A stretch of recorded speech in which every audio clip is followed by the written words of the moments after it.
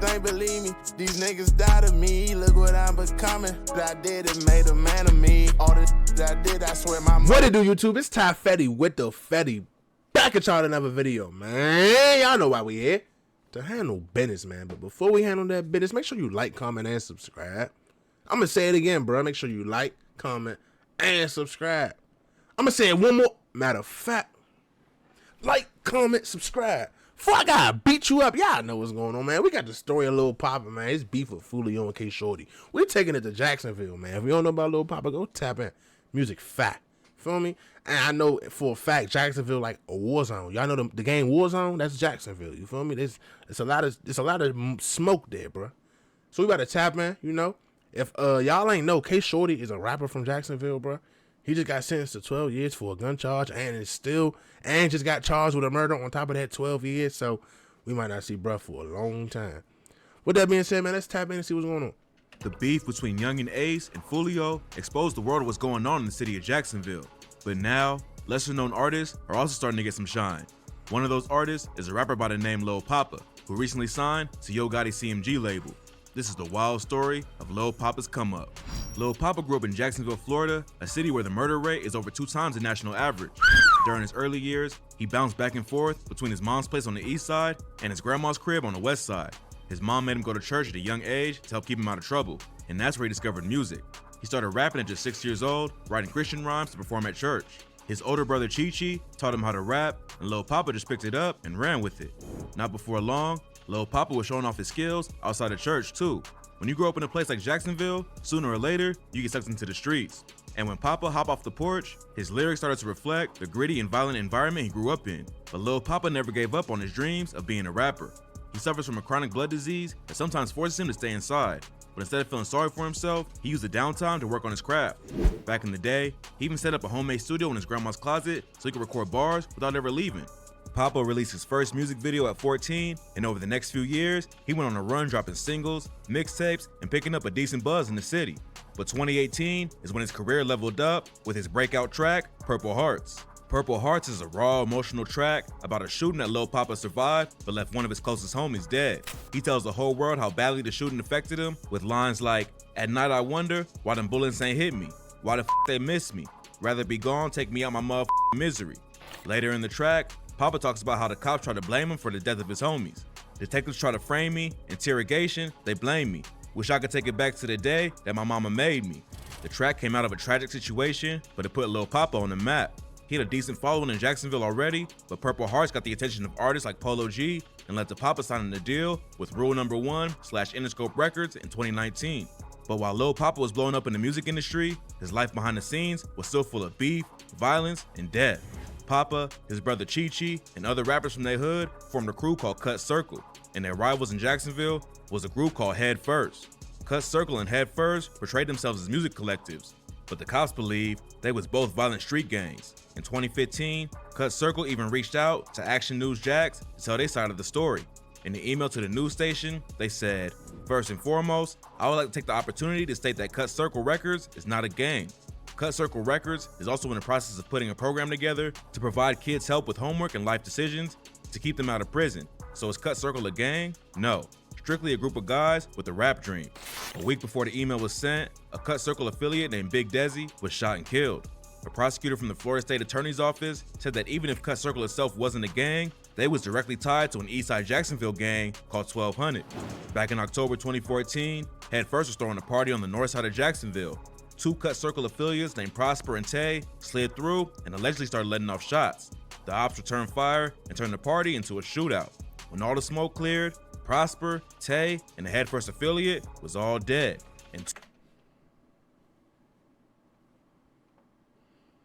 So let me get this right. They slid to the party, the ops party, to try to spin their ban. Okay. In the process, they get the hitting off, they get the upper iron, they get the hitting off. The ops get the hitting back. End up knocking the ones that tried to spin off, and then one of their own passed away in the process. I told y'all, bro, Jacksonville, like, I ain't gonna lie, like, I don't know, like, Bro, Jacksonville, one of them cities, bro. And I know this from just knowing people and really just seeing things, bro. Like, Jacksonville, one of them cities. I never been. And growing up, it's always like, I never knew of Jacksonville for nothing besides the Jacksonville Jaguars, bro. For literally, that's it. Like, I know it's right there by Georgia. Feel me? It's on the border of Georgia for real, so right there. But besides that, bro, I ain't know Jacksonville for nothing. But it get real grimy. It get real treacherous, bro. Like, they spent and end up dying in the process of spinning, bro. Both of them. Damn, dog. 2 women was injured. A little over a week after Prosper and Tay died, they Cut Circle homies paid tribute to him with the track Lions, Tigers, and Bears. Head first responded with a diss track against their dead ops and a Cut Circle member named Big Desi. They said, Face shot as he hit the floor, calling his daddy as he hit the door. Rumors say that Head first caught Big Desi lacking and shot him in the face. Desi survived the shooting, only to be shot and killed a year later. Damn. Head first was rumored to be behind the hit, but no one was ever arrested for the murder. 2 days after Big Desi's death, Cut Circle allegedly got payback by killing Lenford Smith and Charles Eunice. Then, in September 2017, a Head First affiliate named Lil Rap got ambushed in his car by 3 gunmen who shot him to death. Lil Rap was allegedly the one who killed Big Desi, and his death is rumored to be another get back from Cut Circle. Damn. Head First and Cut Circle was trading bodies back and forth, and the next shooting is what inspired Lil Poppa's Purple Hearts. Poppa, his brother Chi-Chi, and his homie was all hitting a drive-by. Poppa and Chi-Chi both made it out alive, but their friend was tragically killed. Shout out to YouTube channel for their deep dive into the crazy beef between Cut Circle and Head First. While Cut Circle and Head First was going at it, Lil Poppa also started beefing with one of the rappers who put Jacksonville on the map, Fulio. Almost every hip-hop fan knows about the war between Fulio and Young and Ace going on today. For sure. Back in 2015, he was just another up-and-coming artist trying to break into the industry. Lil Poppa and Fulio was actually cool back then and even recorded a few songs together. And something went down between them that eventually led to a fist fight in a Foot Locker. According to Lil Poppa, people was comparing him and Fulio on social media. Then Fulio commented that he was better. But Fulio told a couple of different versions of what went down. He did an interview with Say Cheese TV in 2021 and said the fight happened because Poppa had been sneak dissing him on tracks. Y'all don't hear the 1,000 sneak disses a say to me, antagonize me and shit. You get what I'm saying? So when I see you, I'ma address it type shit. Then a couple weeks later, he told Cam Capone News that Poppa spotted him at the mall and said he was being disrespectful. As I'm walking out the men's Foot Locker, he pointed at me, he was like, man, it's him, man. He too disrespectful, yada, yada, yada. Then Poppa's homie dissed Fulio's dead brother, and that's when the fight broke out. And after he said Kendrick dead for real, it was just no more thinking. Splat out. It was just fought, beat their ass. No matter how it started, some of the fight was caught on video, and you can see Fulio and his 2 homies beating up Poppa and the dude he was with. The fight wasn't too serious, and it don't seem like anyone was really hurt. But ever since then, Fulio and Poppa have been dissing each other back and forth. In August 2018, Fulio dropped a remix of Young and Ace's track, F That. In the song, he goes after Ace, Quando Rondo, and Lil Poppa for linking up. Then he calls out Lil Poppa and disses Ace's dead brother and homies with the lines, just left out south with 100 missed calls. Everybody mad like, why y'all beat Lil Poppa up at the mall? Put on my ski, call up P, I'm trying to shoot some threes. Lil Poppa responded with his own tracks, and it went back and forth for a while. But then Poppa turned up the disrespect by taunting Fulio's dead brother 8-Ball during the IG live session, and on the track No Issues, rapping, I just said my prayers, I'm feeling great. Finna roll me up some, wait, you know they want me to watch what I say. How many J's you smoke? 8. Fulio came back and dissed Poppa's homie, Corbin Johnson, who was kidnapped and found murdered a year later. Rest in peace, Fulio has though. dissed Corbin on a few different tracks, and on List of Dead Ops, he raps, hey, Corbin got kidnapped, how the f a grown man go missing? Then Lil Poppa responded on the track Missing Something with the lines, you won't make me crash unless I wanna crash. Pray everybody on that list come back and haunt his ass. Fulio also allegedly pulls up to Lil Poppa's show in Jacksonville to confront him about everything, but Poppa wouldn't come out and face him. In the May 2021 interview with Cam Capone News, Fulio claimed the beef wasn't that serious and said, to be honest, I wish the best for all of us because I know where all of us come from. We from Jacksonville. That shit ain't a place that many people make it out of.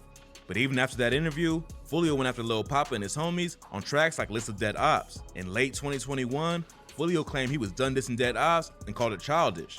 And since then, the beef with Lil Poppa has cooled off.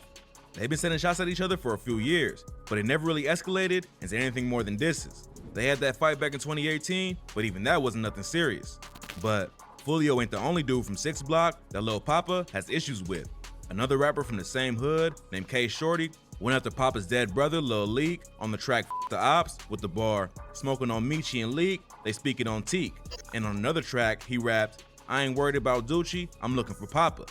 Lil Poppa responded on the track Disgust Me with the line, talking about he looking for Pop, what the f he gonna do to him? The innocent little girl lost her life behind your shit, you ain't looking for them.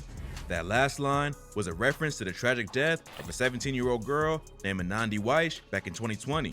According to rumors, she dropped K Shorty off after a date, and 2 shooters popped out and started letting off shots.